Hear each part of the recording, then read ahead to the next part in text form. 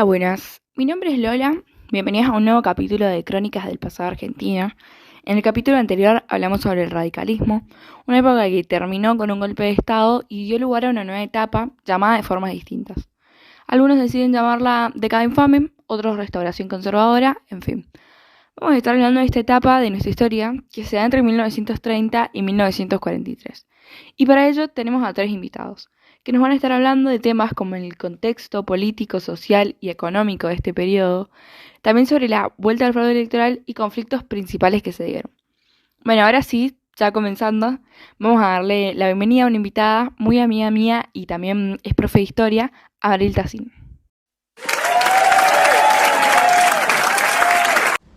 Hola, buenos días, buenas tardes, buenas noches, gracias por la invitación. Bueno, Abril, para iniciar, ¿cómo contextualizarías a una persona que no sabe nada del tema? ¿Cómo comenzarías a explicarle sobre esta fase de la historia argentina? Bueno, primero que nada nos ubicamos en el tiempo, 1930, 6 de septiembre, se da lugar un golpe de Estado por el primer representante de esta época, José Félix Uriburu, que se desempeña como presidente desde 1930 a 1932. Este golpe de Estado rompe con la ideología que se venía implementando en el gobierno hasta este momento, que era el radicalismo en la mano de Hipólito Yrigoyen, y se vuelven a establecer los ideales políticos conservadores que se veían por la generación del 80. El principal proyecto de Uriburu era modificar la Constitución Nacional y crear una sociedad corporativista, proyecto que fracasó.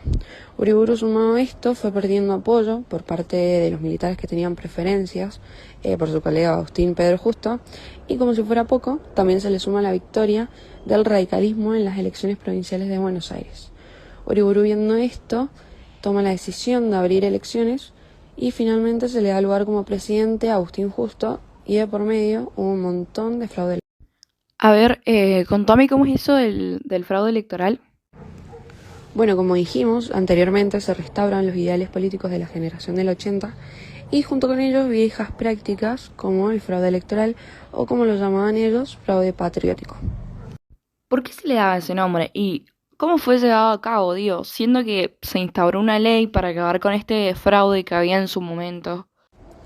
Bueno, se le daba el nombre de fraude patriótico porque los que promovían esto creían que los argentinos no habían aprendido a votar y, para evitar la elección de malas gestiones, preferían hacer trampa y consideraban este accionar un deber patriótico, por eso fraude patriótico.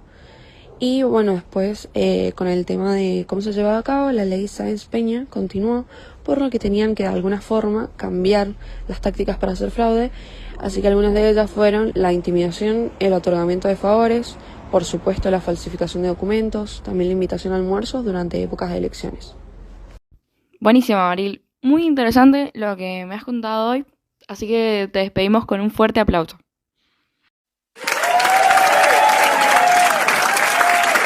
Bueno, ahora sí, continuando, también tenemos otra invitada, Valentina Cosuta, que nos va a hablar un poco sobre el marco económico y los aspectos más relevantes. Así que hola, Valen. Hola, ¿cómo andamos? Muchísimas gracias por invitarme. Estoy muy contenta de estar acá. Bueno, Valen, para comenzar, ¿cuál dirías vos que son los aspectos más relevantes económicamente de esta etapa? Bueno, yo diría que hubo dos más importantes. Primero, la intervención del Estado, que este comenzó a tener muchísimo más protagonismo en la economía. Se crearon juntas reguladoras que justamente eran instituciones que se encargaban de controlar la producción y regular precios de los productos. Se fomentaron distintas obras públicas y también se dio lugar a la creación del Banco Central de la República Argentina en 1935. Y el segundo aspecto, ¿qué onda?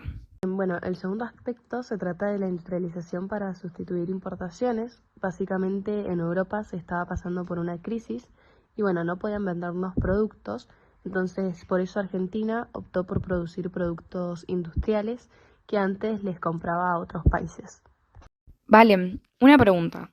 ¿Hubo algún conflicto en cuanto a lo económico? Sí, el conflicto de Lisandro de la Torre y el Tratado de Roca-Runciman.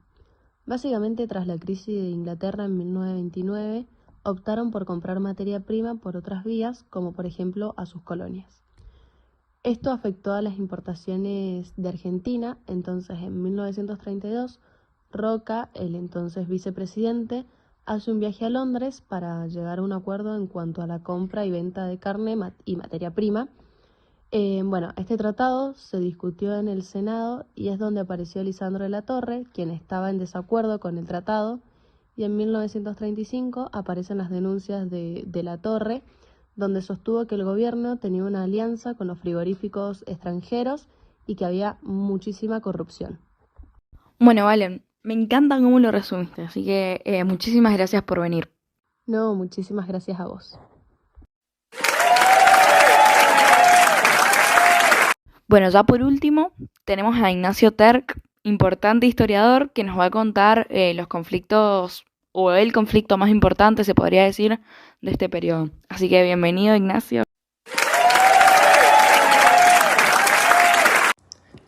Hola Lola, ¿cómo estás?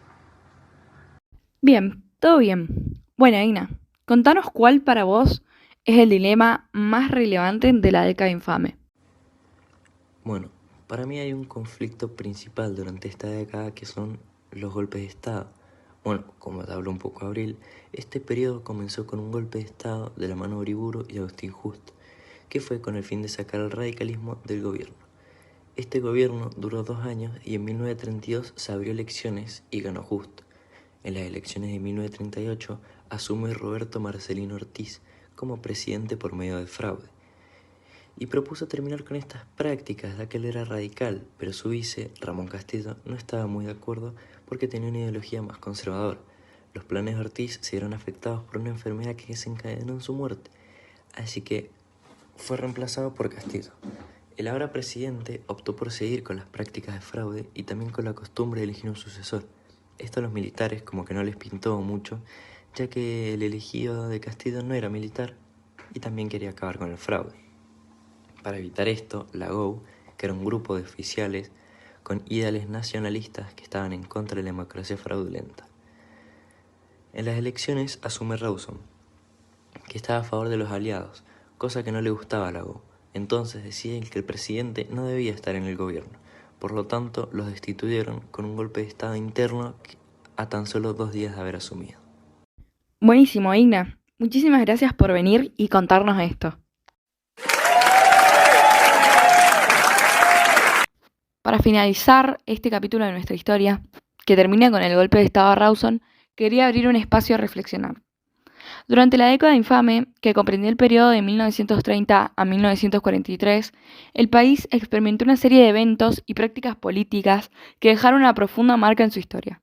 Esta etapa se caracterizó por la corrupción generalizada, el fraude electoral y la exclusión social también.